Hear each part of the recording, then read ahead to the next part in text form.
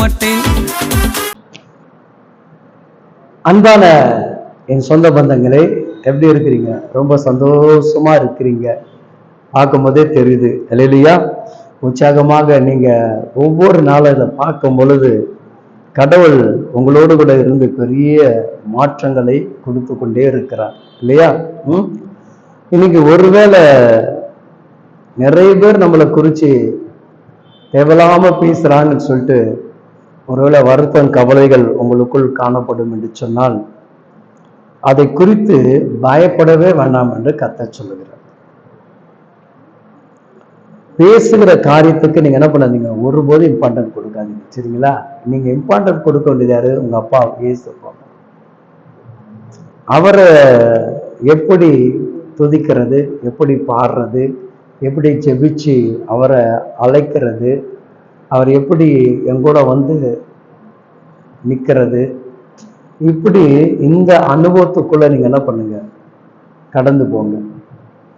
பேசுகிற செய்தி, தேவ செய்தியோ, ஊழியருடைய காரியங்களோ, சபைகளோ, மற்ற விசுவாசிகளோ, சொந்தங்களோ, பந்தங்களோ, கணவனோ, மனைவியோ, பிள்ளைகளை யாராவது என்னன்னா பேசுனாங்களோ அதை என்ன ரொம்ப சீரியஸா எடுத்துக்காதீங்க. அதை என்ன பண்ணாதீங்க, ரொம்ப சீரியஸா எடுத்துக்காதீங்க. அதை கூலா நீங்கள் ஹேண்டில் பண்ணுங்க. சரிங்களா? அதான் அழகா சங்கீதம் சொல்லுகிறது.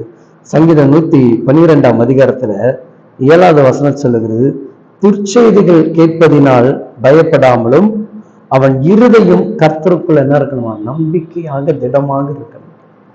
இப்படிப்பட்ட செய்திலாம் கேட்கும் போது இன்னும் நீங்க அதிகமா என்ன பண்ணுமா, பலனா இருக்கணும். அதான் நீதிமொழிகள் அழகா சொல்லுது, ஆபத்து காலத்தில் நீ குன்றி போயிட்டா உன் பலம் என்ன பண்ணுமா, ஆபத்து காலத்துல நீங்க பயந்துட்டீங்கனால என்ன ஆயிடுமா, உங்க பலன் குன்றிடுமா. அப்போ அந்த செய்திகளை கேட்டினா உன் மனசு தளர்ந்து போச்சுன்னா, உன் இருதயம் தளர்ந்து போச்சுன்னா என்ன பண்ண முடியாது, எதையுமே செயல்படுத்த முடியாது. அவர் என்ன பண்ற, அதை ஒரு பொருட்டாவே நினைக்காத. அழகா சொல்லுது இல்லையா வசனம், அழகா சொல்லுது, பயப்படாமலும் உங்க இருதயம் கர்த்தரை நம்பணுமா. இந்த வார்த்தை கேட்க கேட்க கடவுள்கிட்ட நம்மளை கொண்டு போகுது. அழகா செம்மையா பக்காவா நம்ம ஆண்டவர்கிட்ட கொண்டு போய் சேர்க்குது.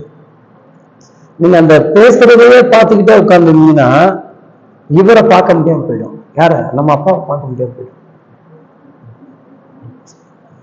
அந்த பேச்சு வந்தது நிமித்தம் தான் நம்ம அன்பை எங்க திரும்புதுங்க, இயேசுப்பா பக்கம் திரும்ப இல்லையா?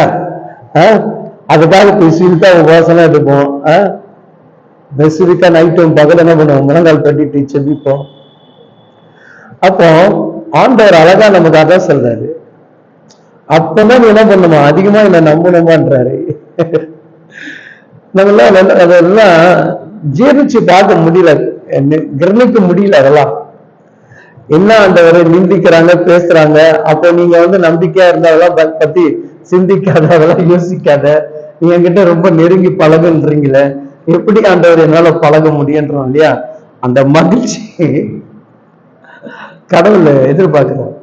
நானும் சிந்திச்சு பார்ப்பேன். நிறைய ஊழியங்கள்ல கடந்து வரும்போது நிறைய தெரியல உங்களுக்கு, ஊழியக்காரங்களுடைய பாடுகள் கஷ்டங்கள் நிறைய தெரியும். எல்லா நிந்தைகளையும் தாண்டி ஒவ்வொரு முறையும் அவர்கிட்ட போகும்போது நம்பிக்கையோட போறோம், மகிழ்ச்சியா இருக்கிறோம், நல்லா துதிக்கிறோம், நல்லா ஆராதிக்கிறோம்.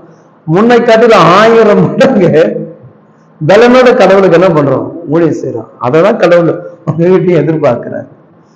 சரிங்களா? என் சகோதர சகோதரிகளே, யாருடைய பேச்சு என்ன பண்ணாதீங்க, சிந்திக்காதீங்க. வசனம் நமக்கு சொல்லுது, அவரை நம்புங்க. அவர் ஏற்ற காலத்துல பேசுகிற, தூஷிக்கிற அவர்களுக்கு உண்டான நீதி அவர் செஞ்சிருவாரு. என்னுடைய நீதி என்ன, எங்க அப்பாவை துதிச்சு ஆராதிச்சு அவர்கிட்ட போய் இன்னும் மகிழ்ச்சியோடு இருந்த அப்படியே அந்த அன்புல அதை பெற்றுக்கொள்வதற்கு என்னை தகுதிப்படுத்திக் கொள்ளுங்க. நீங்க அதை செஞ்சு பாருங்களேன். பேசுகிற நாவை அவர் பார்த்துக் கொள்வார்.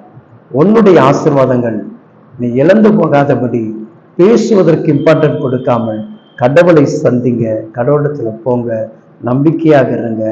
அவர் இந்த காரியத்தெல்லாம் அழகா கூலா ஹேண்டில் பண்ணி அதுல இருந்து நம்மளை விடுவித்து காத்துக்கொள்வார். ஆமேன், ஆமேன்.